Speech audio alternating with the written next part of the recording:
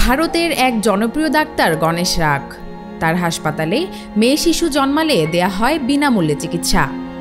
গণেশ রাখ 2007 সালে তার হাসপাতাল প্রতিষ্ঠা করেন। তারপর থেকে 1 দশকের বেশি সময় ধরে সেখানে বিনা খরচে 1000-এর বেশি মেয়ে শিশুর জন্ম হয়েছে। সম্প্রতি গণেশ রাখকে নিয়ে সামাজিক যোগাযোগ মাধ্যমে একটি পোস্ট দিয়েছেন প্রশান্ত নায়ার নামের একজন IAS কর্মকর্তা। তিনি তার পোস্টে উল্লেখ করেন, সন্তান প্রসবের জন্য একদিন মজুর তার স্ত্রীকে গণেশ রাখের হাসপাতালে ভর্তি করিয়েছিলেন। ওয়ালটন এখন দেশের সীমানা পেরিয়ে পৌঁছে গিয়েছে 50টিরও বেশি দেশে।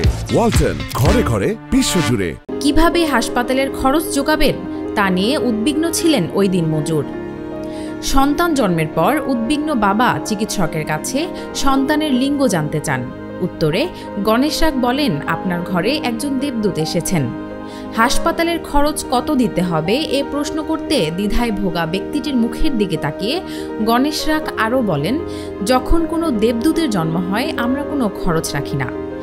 ডাক্তারের মুখে এ কথা শুনে আবেগ আপ্লুত হয়ে পড়েন ওই দিন মজুর। এর আগে বিবিসিকে দেয়া এক সাক্ষাৎকারে গণেশ রাখ বলেছিলেন, যেদিন মানুষ মেয়ে শিশুর জন্ম উদযাপন শুরু করবে সেদিন তিনি তার ফি নিতে শুরু করবেন। ভারতে এখনও মেয়েদের পরিবারের বোঝা মনে করা হয়। গণেশ রাখের এই প্রচেষ্টা অনেককে গভীরভাবে ছুঁয়ে গেছে। মেয়ে শিশুদের নিয়ে ভারতীয় সমাজের প্রথাগত মানসিকতার বিরুদ্ধে এটি সূক্ষ্ম কিন্তু একটি শক্তিশালী চ্যালেঞ্জ।